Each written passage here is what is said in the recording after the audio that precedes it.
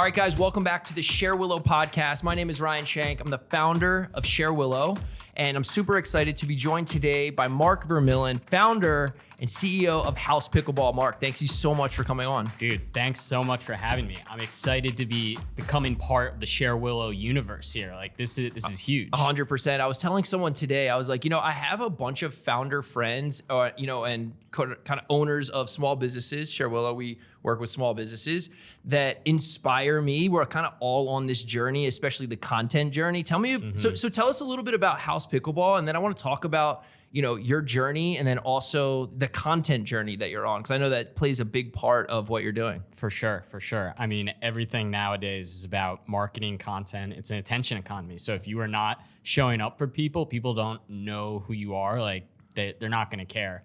For me, it started with my tech sales career. Like I started when I'd do like cold outreach, I would send in emails like videos, like with like a whiteboard, and just be like, hey, like I'm a real person. Like a Loom video or something? Yeah, exactly. And I would just I would just mix in my like whatever dry humor. And but that's where it all started for me. I was in tech sales for 3 years working like e-commerce and marketing accounts. I was at Trustpilot, the review platform. I went to a smaller startup after Trustpilot went public because I wanted to take a step up, have more responsibility. After 6 months, I got laid off from that company along with many other people there. That did not work out, and I won't name them because they're still active. I still know some people there, but that was where my journey with House Pickleball started. And what year was that? That was 2022. It was literally this week, 3 years ago. Wow. It was literally the week before the 4th of July. We had just gotten back from a company all hands trip to Austria. And Austria, wow. Like Vienna for 3 nights, and then out to a lake in the Alps for like 2 nights. So we just did this big like all hands like Apple style like keynote, and we're all like we're gonna be rich, and we get back and they're like actually half of you have to go, like the numbers don't work out. So that's when I was like shit, like I don't know, I just can't trust, like I was doing well on my team, like and I was like I just don't know what I'm being measured on anymore. Like that was when the idea came, I have to start something for myself. And I had always kind of had an idea of like starting a brand, but like I was like, what is it gonna be? If it's just lifestyle, that's just gonna be boring. Like I'm gonna make like t-shirts and just like live my life in New York City. But then I came across pickleball, just seeing people playing it in the streets. And like, I grew up playing tennis, loved tennis, big paddle and rackets family. My grandfather played tennis till he was like 90 years old, till his knees literally wouldn't let him anymore. And I just saw pickleball as this very like modular version of tennis, like, cause I never played tennis in New York City. It's like a 2-hour wait time. So hard to play tennis in New York City. It's ridiculous. You need like a permit, you pay like $100-$200. And people were just popping up courts all over the streets in New York City. And I was reading this article where it all kind of clicked for me. I was reading this article about all the infrastructure going into like building courts and clubs and all the like investment going into it. I was like, oh, this isn't like a flash in the pan. This is like a real thing. This is here to stay. So I ordered some paddles. Like I literally got on like Alibaba originally and found some manufacturers and just started, vetting some, communicating. I'm like, hey, here's what I'm thinking. Like, here's a design.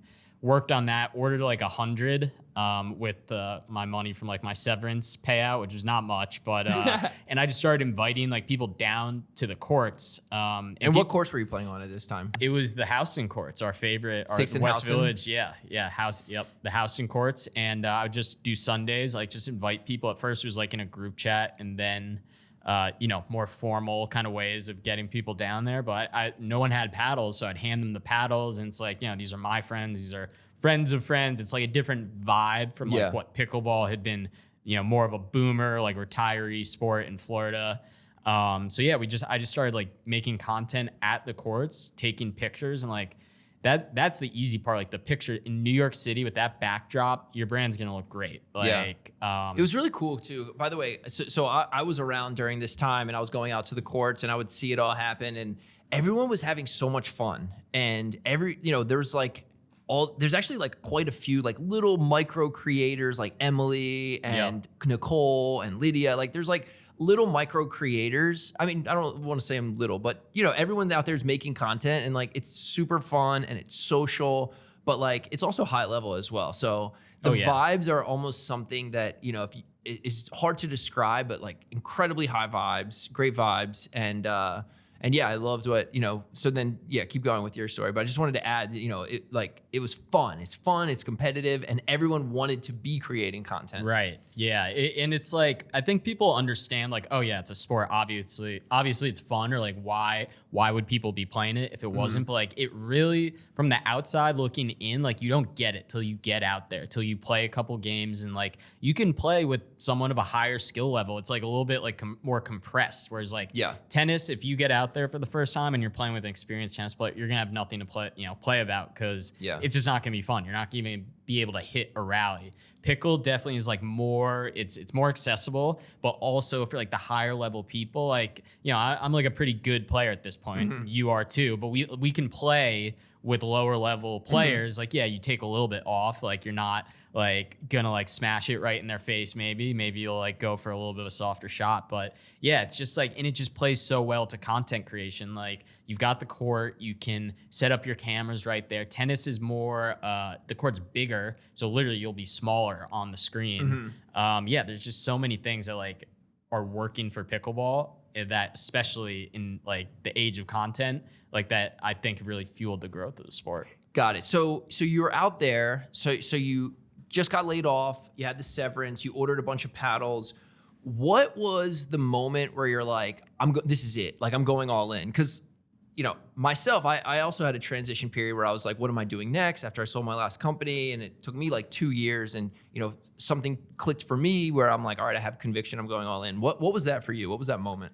Yeah, so it didn't even happen at first. Like I got another tech sales job after that in the fall. So summer ends, I was, like I didn't have much money. Like, paddle sales hadn't really picked up yet. Like we were selling some, but I took another job at a hospitality tech company, which I had no experience selling hospitality tech. And it wasn't like software to like hotels software. Or something? And it's a great company. Like I think I just saw they raised like more money, have a higher valuation now, but it just wasn't working. Wait, was it Juniper Square? No, it wasn't. Okay. I love Juniper Square. But I had gone from, selling like enterprise value deals to marketing leaders to literally like calling up like the GM of like a Holiday Inn in Eau Claire, Wisconsin, and and like a very formulaic demo. And it was more about like the follow up and just like staying on them, because like basically the I don't want to get too into it, but like the hotel franchise would make that company like their partner, but then it's on the company to like sell into each individual chain, or maybe an owner has like 6, he owns 6 franchises.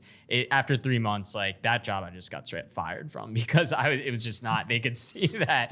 They could, I think they could tell I was working on something else because the enthusiasm just wasn't there. And like, I felt bad that I wasn't performing, but when it's not a fit, it's just not a fit. So after that, that was the last job. Just to say, real, I think a lot of our like listeners, a lot of ShareWillow customers that are now owners of small businesses, I think that is the case, right? They don't want to work for someone else. They want to put the ball in their court to make something happen. They want to control their own destiny, and typically they're not great at being employees, right? So I think you experienced something that I think a lot of our customers and just small business owners in general experience.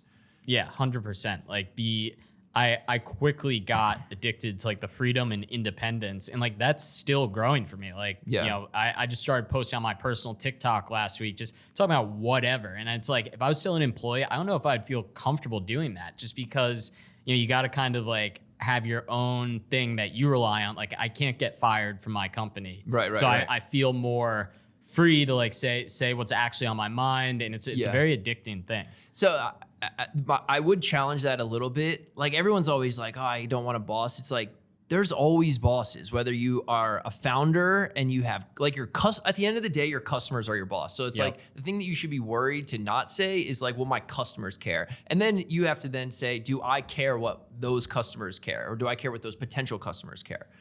Or again, if you're raising money, potentially you have investors, right? There's always someone. And at the end of the day, I like to look at it as like, with the customer, if my customers, my core customers saw this as a reflection of me, would they be turned off, or would they be like, oh, he's human, I actually like that, that's relatable? Yeah, you can't get it on there and be like a total freak. Like, Yeah. If it's like some weird stuff, it's like, whoa. Ultimately, you have to be kind of confident in yourself that like, okay, like I know like, hey, I'm a good guy. I'm a personable person. I help people. Like, yeah, like you can't be on there just like doing whatever. So as long as you've got that kind of like, you've got that security in yourself, like it works out. Got it. So you went all in. You decided to start House Pickleball. Where do we go from there? So now we're at the end of 2022, going into 2023. Where did the business go? And then kind of fast forward us to today. And what do you guys do? So are you a paddle company? Are you a content company? What's House Pickleball? That's a great question. And that is something that we are answering every day. I mean, so just, to back up. So 2023 starts out and like I'm making content, I'm putting together events, like just having, pickleball meetups. And that was when our first big break for the company happened within like 6 months of us getting started. I got an email, I think it was, from Break the Love, which is a much larger like national brand across all sports like tennis, pickleball, soccer, basketball. And they reached out and they're like, they had just seen my content and they're like, we love what you're doing. Like we want to get involved with you. So they ordered, at the time they were doing an activation for Walmart, like across the country. Like Walmart was funding pickleball for all. That's a pretty decent sized company. Free pickleball. Yeah. It's not a bad decent. one. Some people may have heard of them. Like who knows? So they came to me and were like, hey, like, would you do, I can't remember if we had done like very small custom paddle orders for a couple. I don't even know. This was where the business, like at first I was like, oh, we'll make like sick looking paddles. They're like really high quality and we'll just sell 1 million to pickleball players. Yeah. But this was where like the custom paddle for brands that want to be a part of pickleball and they want to be seen as, facilitating people playing pickleball by setting up courts, making it free for everyone, which is great, very on mission for everyone. So I think that first order was like for 200 paddles, which was like a big deal for us. And then later that summer, it was like 1,000 paddles. Wow. Like it grew to that. And I was going to some of the activations, like making content, but it all came from me building in public, just like standing on business, being like, here's what I'm doing.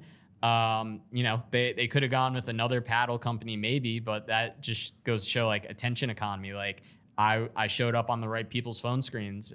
So they got in touch and the algorithm did its thing. So exactly. So you basically went from, you thought you were going to be direct to consumer. Oh, Sally who plays, she'll make a little paddle for herself, to a B2B play. So these brands that are setting up pickleball courts as activations for their brand. I see a lot of brand trips happening in the Hamptons in the summertime. So it's almost like that kind of thing. But if it's Corona, I know you do Corona, or Walmart wants to do a pickleball thing and they want to get custom paddles that are all Corona branded, they're going through you guys and they're finding you guys through content, through social.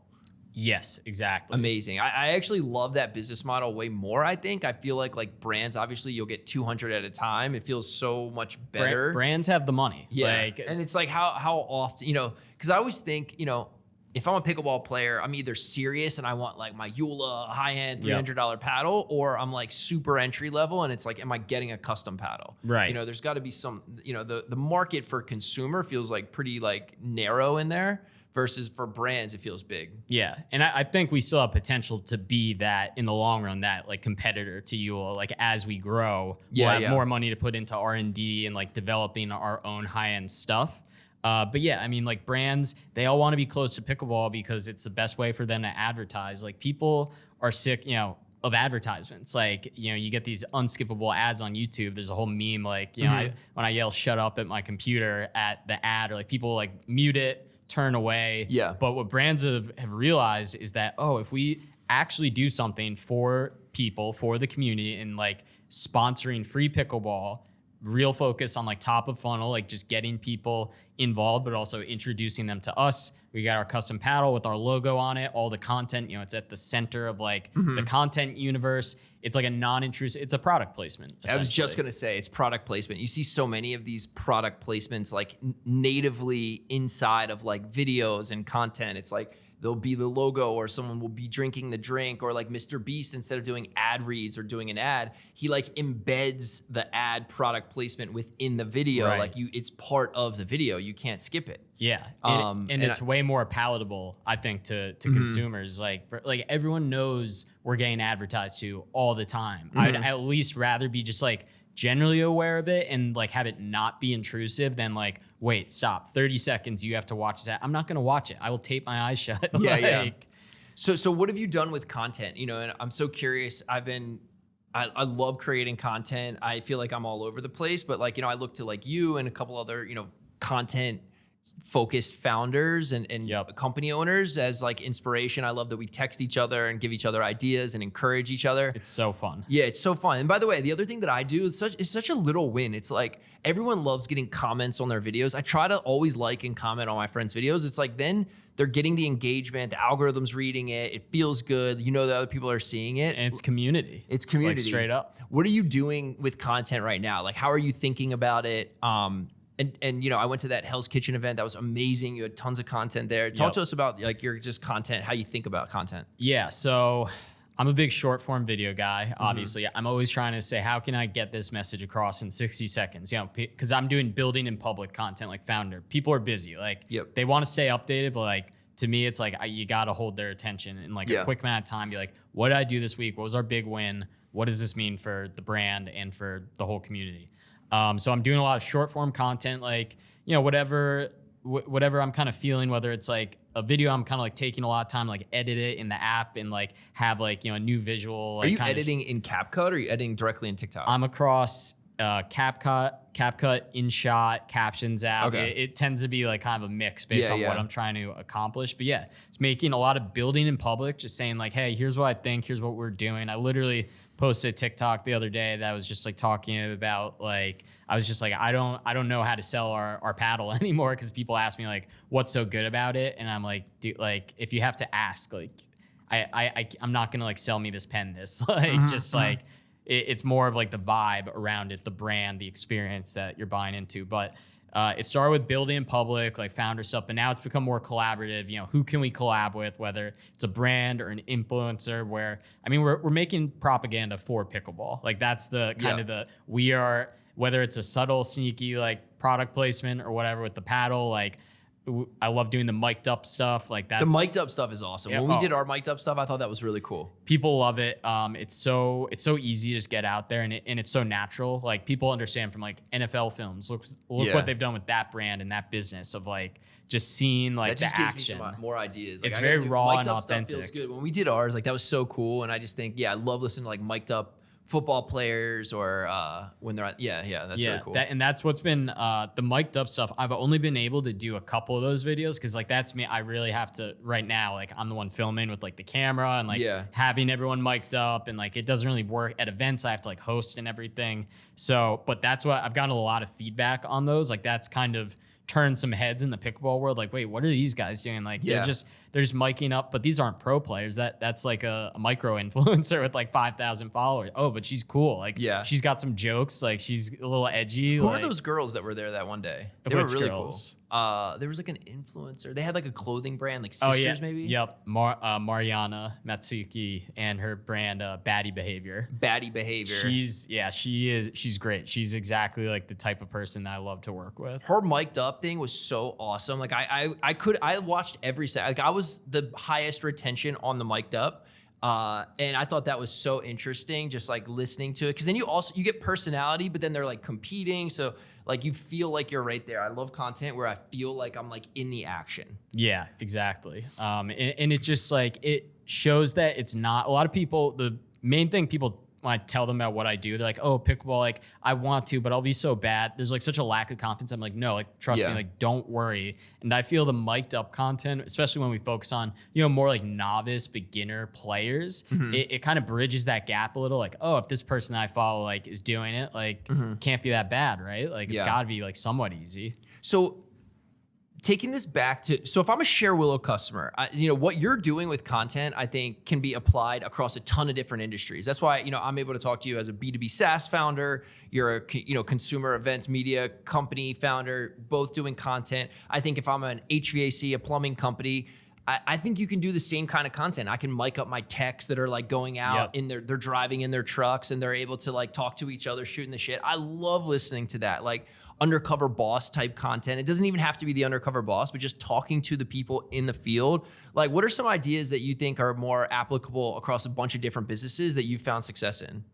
Content ideas. Yeah, I mean, that's a great point. Like, literally, your employees can be content creators. I feel like that would work really well with like what you guys do with ShareWillow. Like, especially like if it's like, could you do it? Like, if you have a video go viral, like you're making money off that video because they're incentivized. Yeah. Sometimes I'm always looking at other businesses. You know, you have like these like bakers or like restaurant people. Like, I'm a little jealous of the food people because I feel like food does so well on social. People love food. I made on my personal just like what I ate in a day at a food festival. It did so well because when you have that first frame be food, I mean, it really gets like the dopamine. Dude, I went to the Yankees game. I had these signs. I was like, I'm going to get on TV.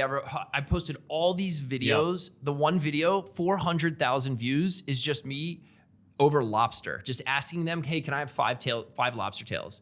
400,000 views. All the other ones, 1,000 views. Yeah. No, food just gets people going. Like it gets them interested. But so like have you ever seen like those people, what they do, like the frozen candy, like where what's a good example? No, it's like an ice cream thing where they're like mixing it or something. Oh my God. They throw like a bunch of brownies in. Like it's so like, it's almost like visual ASMR. It's so satisfying. Yeah. Like there's stuff like that I think is great. And like, you know, some of these businesses, it's just someone doing it out of their shop. And then all of a sudden they have 1 million followers and orders they can't even fulfill because they've got so many. That's super interesting. Yeah, I have noticed that when people do, like, I also think that's why like the get readies with me, I think just anytime something is like entertaining on screen, like it's visually entertaining. That's why the get readies with me with all the makeup, like they're talking to the camera, but if they were just talking to the camera, it's boring, you know, or they're eating. And that's why, you know, even with our customers, if I'm a technician in the field, a roofer, a landscaper, a garage door technician, HVAC plumber, whatever it is, you could even have like lunchtime tidbits with, you know, Jack, whatever. Yeah. Right. And then they're like eating lunch, they're chilling maybe on the side of the road, whatever it is, just be like, oh, this is my day today. Like, I think that's super interesting. Like, let's get into the heads of those guys.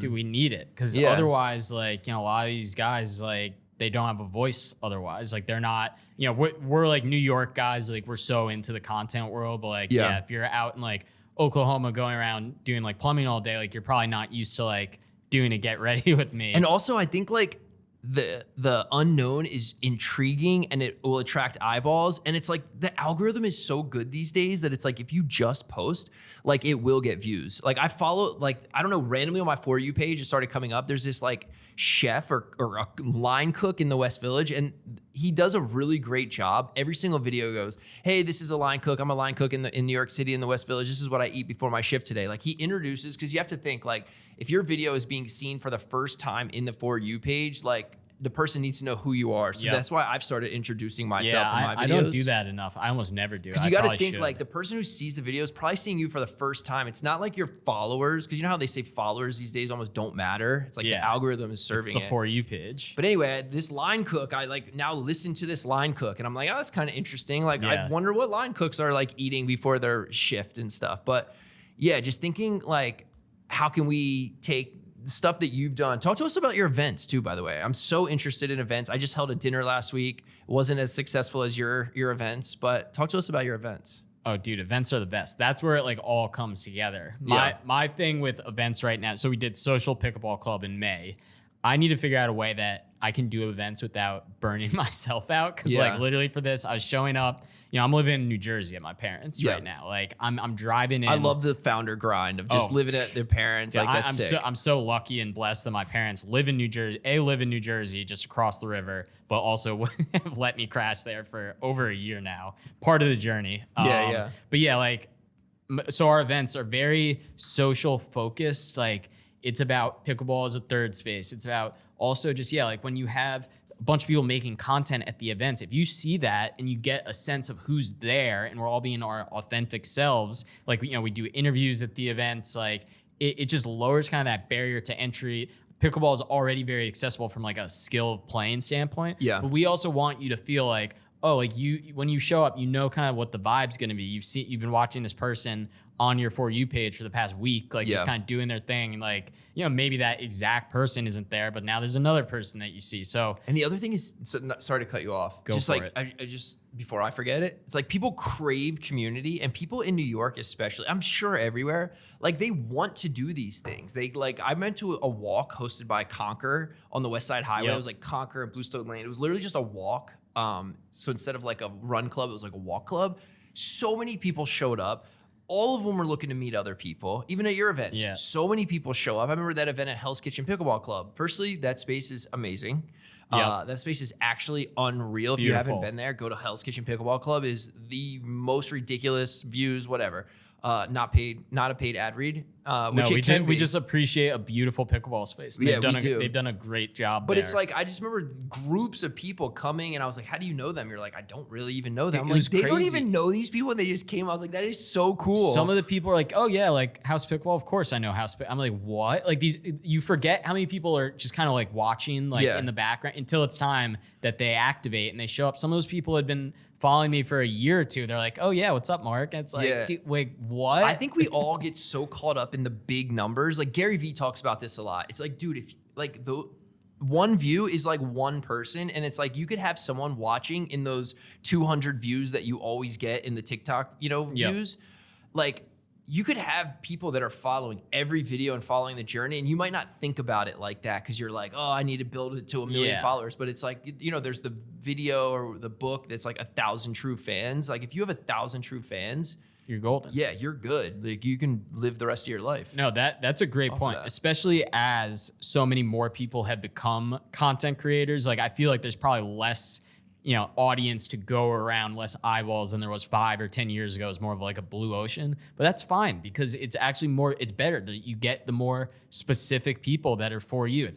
If you are a person in New York City, whether let's say you're a tech worker, is just generally interested in like going to more social events, meeting more people, or you're a serious pickleball player, like you're probably going to see my stuff because it's like hyper specific, hyper niche. By the way, I go to like a bunch of like tech events and stuff, and like I kind of stand out as a pickleball founder because they're like, oh, what are you building? I'm like, pickleball brand. No, but I think that's good because, you need to almost have an identity and a purpose when you're creating content. And again, if you're a ShareWillow, customer or prospect, and you're like the HVAC guy, I actually was talking to this guy. He calls himself HVAC Poppy, and he's the YouTube plumber. And he basically puts out all this content, and that's his thing, right? You're like the pickleball guy, the pickleball brand, the pickleball events, content. Like you see Michael Rubin, he's like the sports guy who's also connected with celebrities and athletes. Like you sort of know what they do, but then you'll see these other content creators, and you're like, they don't do anything. So I think it's good when you're creating content and you're actually doing something. Like you're building a business and you're doing that versus like, look, I follow them and I engage with some of their content. We love our influencers. The lifestyle influencers is like, what are we doing? It was very 2010s that you could just like kind of post up like on a beach. And just like how many times are you going to push St. George's iced tea to me? You know what I mean? Or like Hampton water. Like I get it. But like, come on. Yeah. There's definitely purpose-driven content, like stuff that makes people feel like, I think the rise of video has really, it used to be more image. I mean, Instagram literally used to not even have video, and this was before TikTok. It was all pictures. So it's like, of course, it's going to kind of tilt towards people who just like look really good on camera. Yeah. But like now you can talk, and like that's the biggest like level up for people like myself that like have a lot of thoughts and like just want to get them out there. Like I think I look pretty good on camera. I hope you look great on camera. Thank you. I think it contributes to the success, but mostly I'm just talking at the camera, and I try to like think of like, all right, who am I talking to here? And like, it resonates with people, especially and then when it's time and you say, hey, we've got this event coming up, like this is what we're doing, and you're just like super real about it. Like it resonates and people show up. Yeah, that's awesome. Okay, so started off paddles. You said, all right, B2B, I'm going to create paddles for brands, for events. You create your own content, you create your own events. Sounds like this is kind of coming together. Sounds like, you're jumping spaces. Speaking of spaces, is, where are we going? What's next? Yeah, that's a good point, Ryan. It's kind of like all like swirling into this one thing. Like now I get every pickleball club in New York City like reaches out to me. He's like, hey, let's do an event here. And I love doing those. It's because, there's the pickleball community and the pickleball like business community in New York is like tight. Everyone knows each other. I was at Red Hook Pickleball Club last month, brand new. We helped with their launch event. They got some custom paddles from us, so really that like just really solidifies the connection. Yep. But yeah, like I'm bouncing around a lot. I'm at school, like courtyards. I'm going to different clubs. I'm just like, wait a second, wait just a second. Like this brand is called House Pickleball.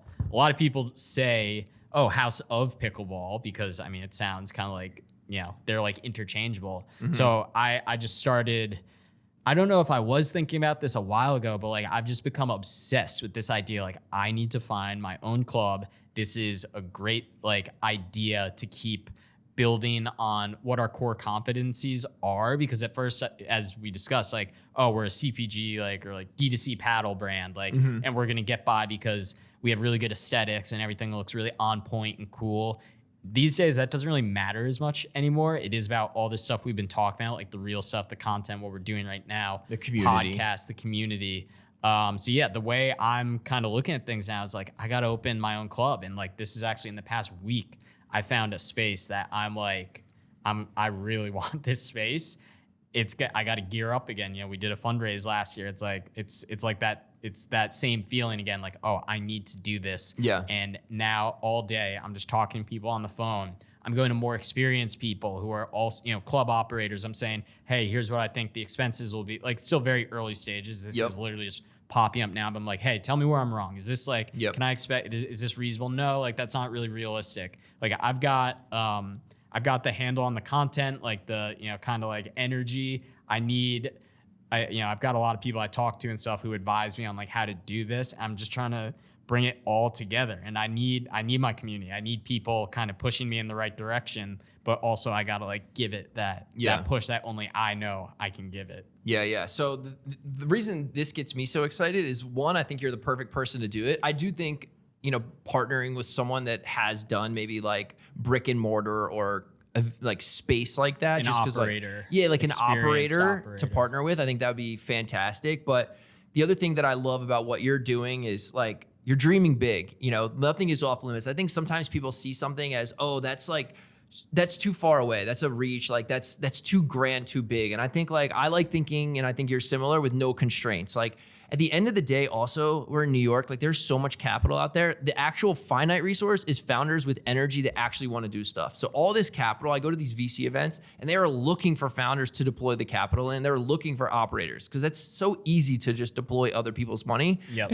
as a you need investor. A person to go do it. You can't give money to an AI yet and have it go do it. So I like thinking, why not me? Why not you? Yeah. So I love that. So talk to us about the space. Like, I don't know, how much do you want to reveal? And also, what's the vision you want to do? Because in my head, again, not even hearing this from you, maybe there's a podcast studio like this for content. Maybe, people, there's mic'd up people, there's courts. Like, what are you thinking for the club? Yeah, so definitely kind of a new model for a club that is not the tradition. The traditional model is, we create this country club type environment. We charge for memberships, and we make a lot of money on, drop-ins and court time. From speaking to our customers, which are like New York City pickleball players, people expect pickleball to be free, because the game grew on these blacktop courts. And there's, a lot of people have hesitancy. They don't really want to pay $100 an hour for a pickleball court. So like, that's something I'm keeping in mind, like, and also linking that. So I thought, okay. And then I think about who are our main customers. Our main customers are brands who are paying for these paddles and these activations.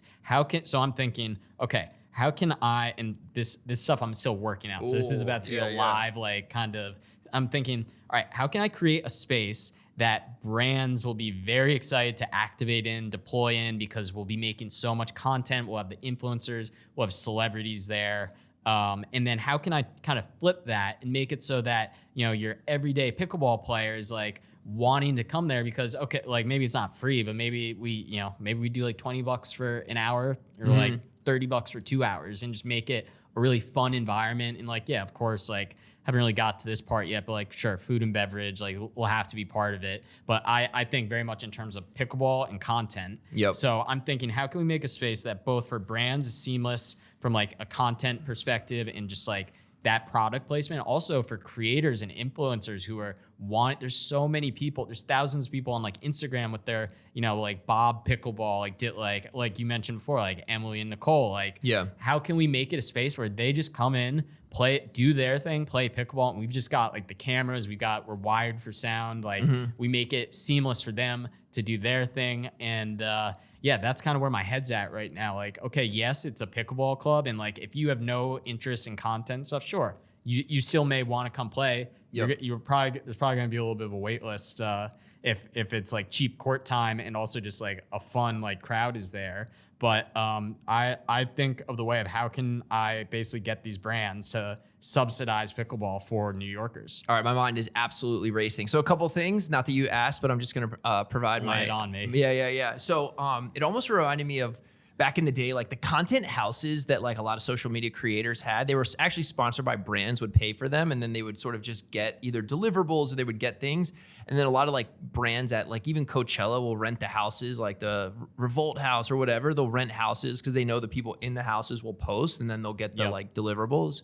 So like that's something that's interesting. And then the other thing is it could almost be like, I remember I was talking with Lydia and when she was at City Pickle, and she was saying that like City Pickle actually gets most of their rentals from like corporations. Like JP Morgan's throwing a July 4th party, and it's like corporate events. So it could almost be like a space for corporate events as well versus like the 1 to 2 kind of like person. So it could be either brands have it and it's like this, hey, come, but there's sort of like, it's going to be branded and like there's some deliverable component. And then you could kind of pitch to them like, all right, the like total cumulative impressions for all posts from here are X amount. And that's like the same as ad spend that you would deploy across some other social channel. Or it's like for corporate events that could come there. And similarly. Definitely. That's a great point. Like, and I've seen this from working with and in other pickleball clubs is the company events. Like some of these clubs like have one literally every night. And I think we could do really well on that. Maybe, as I was saying before, like I'm at all these tech events with all these founders who they're looking for places to go with their team and with their customers. And like 100%, like if you're selling a prospect, like, do you want their first interaction with you to be, talking to like, a sale and just be very business, or like, how about you like stack a couple wins on the court first, get that kind of camaraderie going. And then by the time it's, time to sign on the dotted line, it's like, oh, I've been winning with this person on the court. Now we're talking business. All right, I actually like this person. I want to transact with them. There's so many different angles. And when I'm building like the revenue model for this, I'm the top like lines are, buyouts or brand activations, corporate events. Like it's flipped where, or I don't know what, those bigger clubs, maybe it's like 50-50 activations and then like individual court bookings. But they're just, just having a space in New York City that is like ready to go is so valuable. And I could do a lot more with that than just like, oh, we have a paddle. Because like paddles, there's a lot of paddles out there. Because it could also be now storefront, studio for content, space to play personally, space for corporate events. Like there's just so many different possibilities. I've been really into the sauna and cold plunge, and that would be super easy to throw up something in the corner there. And the thing that I was starting to think about with that is I like doing stuff as like a business meeting outside of like restaurants and drinks and stuff. Like I go to saunas or like play pickleball. It's like, hey, let's do this activity. And it's like that to me feels like more authentic. You're not like, let's just hey, weave what's it your into favorite our color? lives. Yeah, exactly. And then you get to do something productive that you view as productive. Dude, the sauna is a great idea. And now that I'm thinking about the space that I'm looking at has outdoor and it has a little elevated area. We could put like 6 saunas. Like, dude, and the sauna scene is exploding right now. It's a triangle. Yeah. Like there's so many ways we could activate like the space outside of pickleball. Yeah. All right. There's so much to do. What kind of let's wrap up with some rapid fire questions. What are you excited about right now? I'm excited about this, about the potential of opening a pickleball club. Like I've been up to like 2 a.m. Usually I like get to bed by like 10, 11 p.m. at night. Like, but like the past couple of weeks, I'm just up at night. I'm working on a deck. I'm writing kind of like all these plans. I'm working with ChatGPT, like, because no one else is up at 2 a.m. Maybe you are.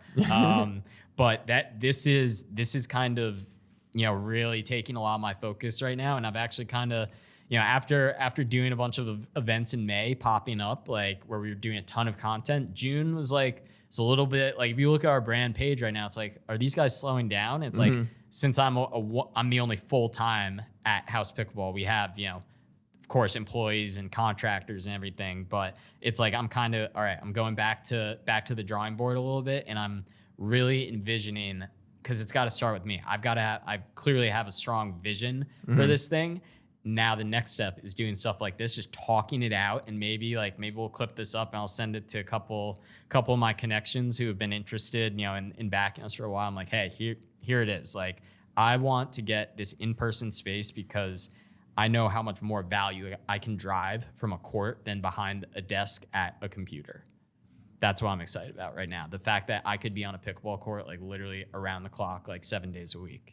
Yep. And that's, I always think of myself as what's my highest and best use. And I do definitely think that's your highest and best use. And final question, where is House Pickleball in 2 years? 2 years from now, not 10 years, not 5 years, 2 years from now, where's House Pickleball? 2 years. I like that. It's very like specific, but like you can see it. Yeah. I think July 4th, 2027. July 4th, 2027. We've launched the flagship club. We have a couple other maybe satellite locations in New York, maybe a one court concept. Like, I think a bigger physical footprint. And then because after 2 years of having, a big flagship club with our, branding on the front, like we've really grown the Insta. I want to get the Insta to 100K. I want to get as many people in our group with buying into our vision of pickleball and connecting with other people and like using content to do all of that. Like everything we're doing now, once we get to the club, and then just make everything bigger. Love it. Flagship club is launched, satellite locations, Instagram's at 100K. Mark Vermylen, founder of House Pickleball, thank you so much for coming in. Thank you for having me, Ryan. This was awesome. This is great. Woo!